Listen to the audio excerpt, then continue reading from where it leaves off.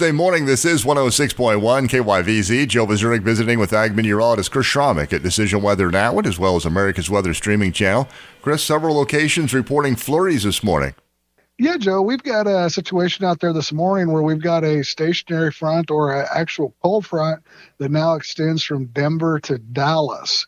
And everything to the north and east of that to front has northeasterly winds pulling cold air south out of the Canadian border area and up to our north into the Plains states and the tri-state area. So we got temperatures that are running anywhere from the lower 20s down there in Great Bend, the Pratt areas. You got the middle to upper teens down there in southwestern Kansas. You get 10 degrees out there on the Kansas-Colorado border, and then you get to Colby, we've got 11. Here in Atwood, we got 13, and in McCook, 13, and 12 in Oberlin and Norton. We're also getting flurries being reported on several of our monitors, including those up in along I-80 up in Nebraska, North Platte and Ogallala. Locally, we've got Colby, Oberlin, and Norton all reporting some light flurries. And then you get down there in southwest Kansas, we got Scott City, Syracuse, and Garden City, all with flurries. You got some freezing fog down there around Pratt and Great Bend.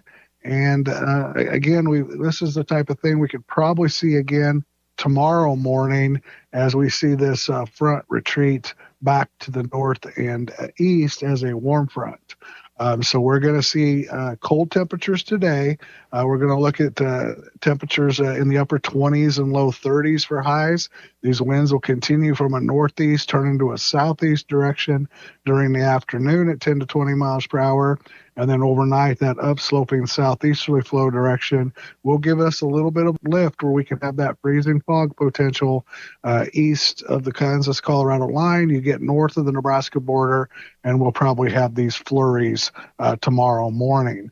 Temperature-wise, we'll be in the lower 20s, and then we'll see a warm-up tomorrow afternoon that will have that kind of dividing line across the area as the winds turn back to the west. That downsloping direction will push the warm air that's in the Denver Front Range area back over the plains and the tri-state area. We're looking at a line that kind of goes from St. Francis to Oakley.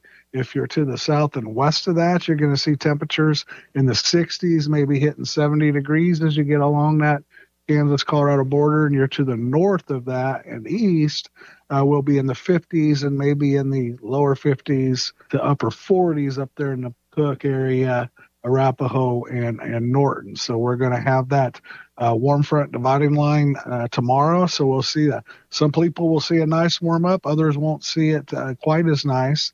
And then as we move into Thursday, Friday, we'll see more of a northerly flow on Thursday, southerly flow on Friday as the lee side low pressure begins to develop in southeast Colorado.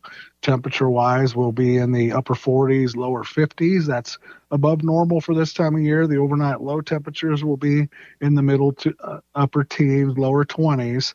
And then as that low kicks out on Saturday and over the weekend, dry track, it'll be moving through the Kansas-Oklahoma border. It'll keep clouds in the forecast. We don't think we're going to see any precipitation from this system. However, temperatures will be colder. It'll be in the upper 30s, low 40s for afternoon highs and overnight lows in those upper teens and low 20s. Then there'll be a second low pressure. It looks like it'll form on Monday in southeast Colorado. That one will take a track through Oklahoma, Texas. Looks like it could grab some moisture from the south. And that one looks like we could have some accumulating snowfall Monday night into Tuesday with our high temperatures on Monday in the 30 to 35 degree range. And then on Tuesday, we're talking 25 degrees or that 20 to 25 degrees there Tuesday morning with the potential of some snowfall that will be accumulating. Once again, that's Ag meteorologist Chris Sramek at Decision Weather Now, as well as America's Weather streaming channel. For KYVZ Radio, I'm Joe Vazurek.